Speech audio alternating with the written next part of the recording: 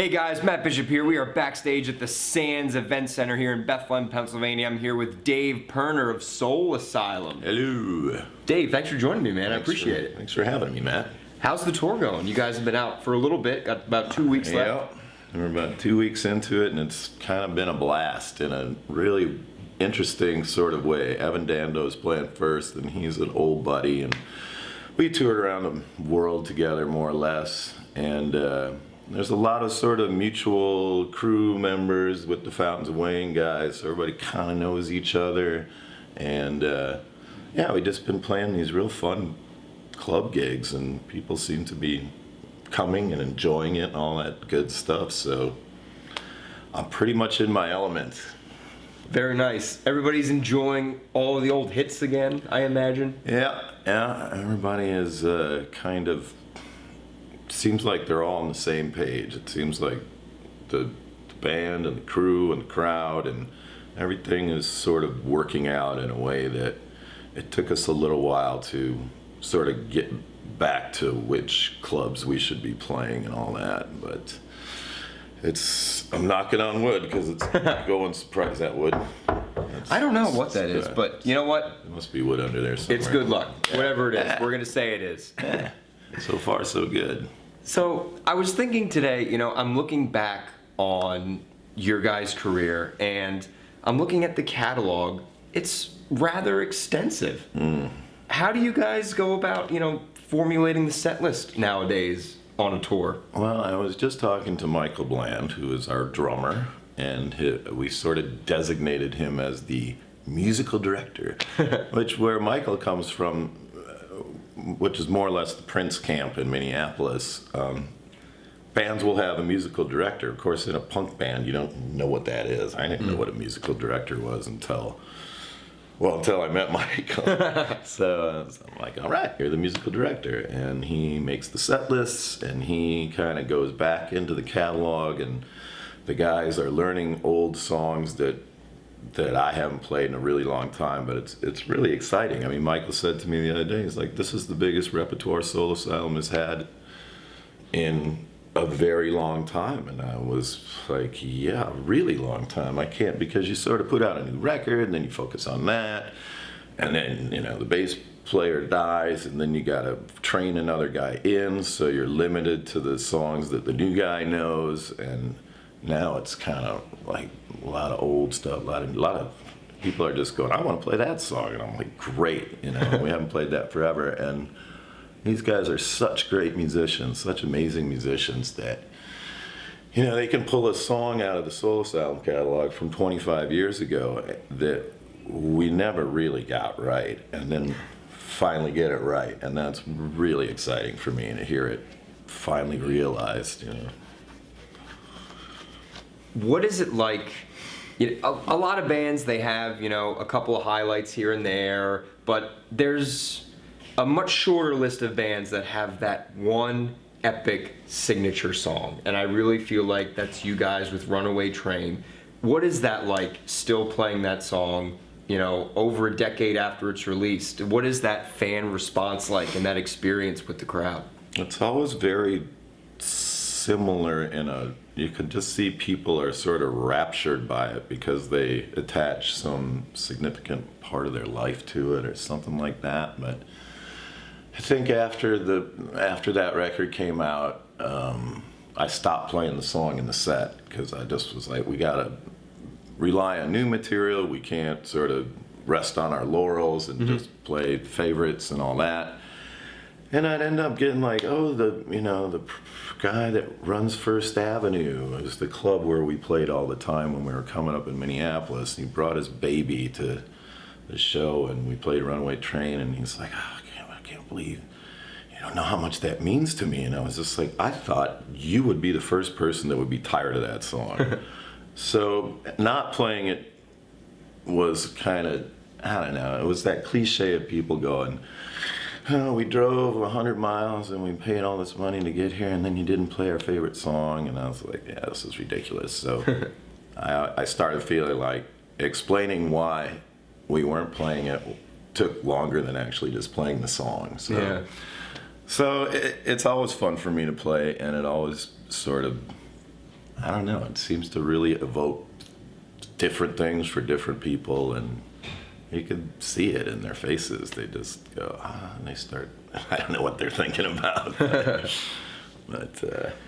But yeah, it's definitely a special song. It's one of those tunes that really defines, it's one of those definitive tunes of a generation, I think. When people think about that maybe 5 to 6 year time span in music, that's one of the songs that always comes up in conversation or on radio playlists or whatever it may be.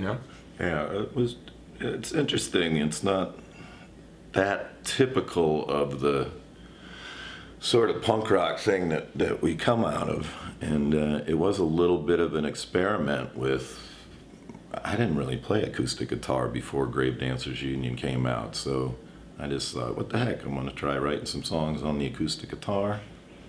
And, now we can switch back and forth between loud and obnoxious and pretty and acoustic and all that sort of thing. And it takes a bit of versatility, I guess, and finesse from a musician standpoint, if you will.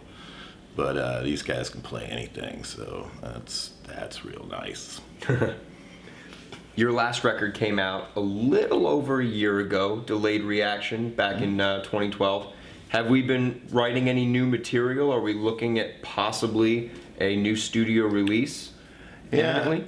Yeah, I mean, much in the way the last record was made, me and Michael and a gentleman by the name of John Fields, who is from Minneapolis but has a studio in Los Angeles, and he's very quick in the studio, so he can sort of play a bass and he can play a little piano, and then Michael and then me, and between the three of us we can really get songs down in a hurry. And I really like working like that because it's still, you don't burn the idea out by overworking it, and you sort of capture it when it's still just sort of coming out of my head. And we made a whole another record's worth of material in that style, and Justin is adding his parts to the tracks at this particular time.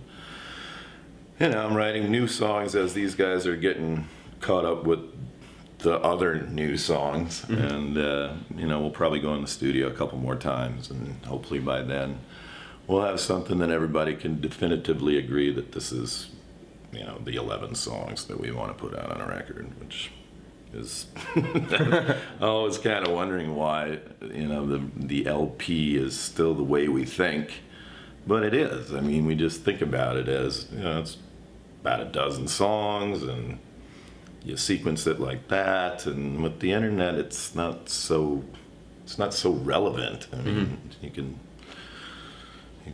put, I don't know. So it's cool to have vinyl because I was raised on vinyl. I miss vinyl. I say it all the time.